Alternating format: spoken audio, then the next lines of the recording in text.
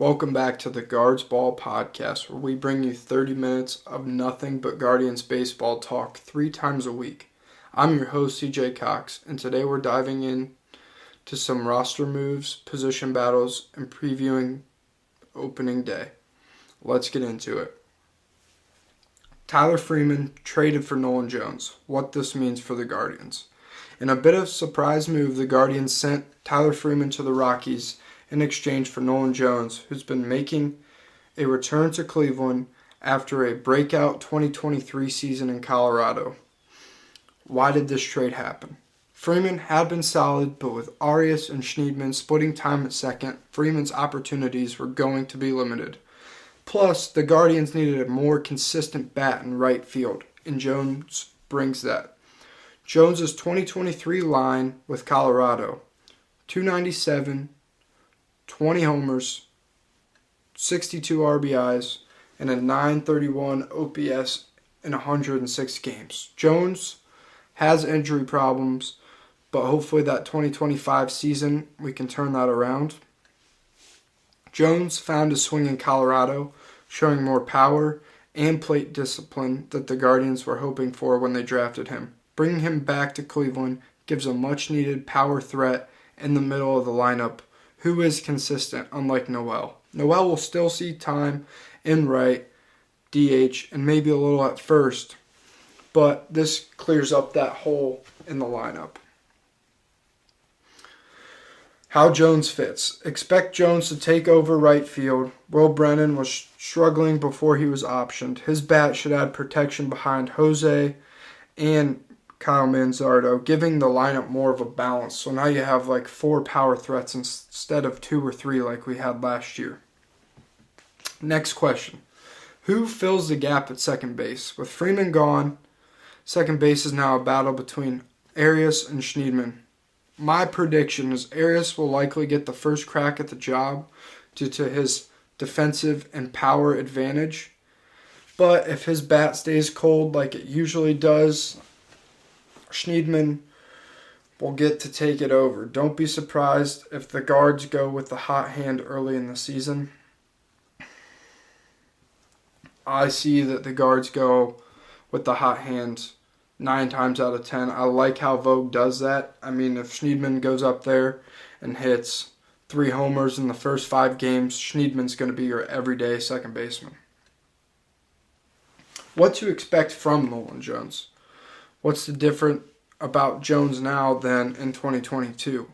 Jones is a more patient hitter.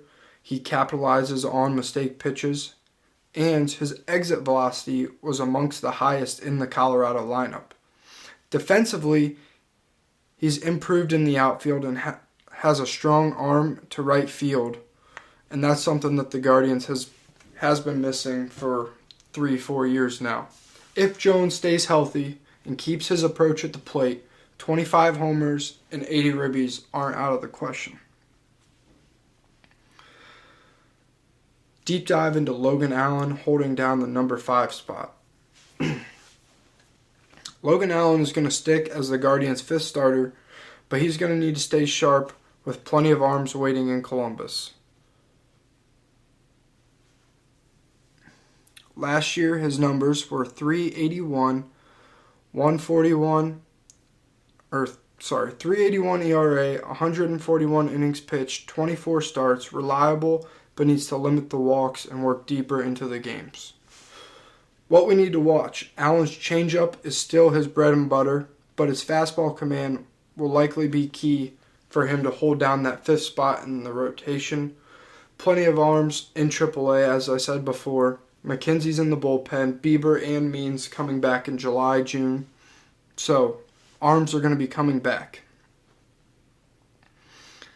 We'll jump into opening day for tomorrow. Bibee versus Ragans. We're going to break down that matchup. In 2024, Bibee's line was 3.47 ERA across 31 starts, where he had 141 strikeouts and a 1.23 whip. Reagan's line was 3.14 ERA in 32 games with Kansas City. Has great swing and miss stuff, but has been prone to give up hard contact. I think our key factor will be if Bibee can work ahead and keep his fastball down, he'll give the Guardians a great shot. But Reagan's strikeout ability is something that Cleveland hitters will have to adjust to early.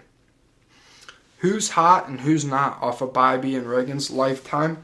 Nolan Jones is extremely hot off of Reagan's 333 average, 6 hits and 18 at-bats, and ready to make an impact. Willie Castro is 308 and 13 at-bats off of Tanner Bibee, and Vinny Pasquantino is hitting 750 off of Bibee, absolutely raking in 8 at-bats. Struggling is J-Ram and Carlos Santana.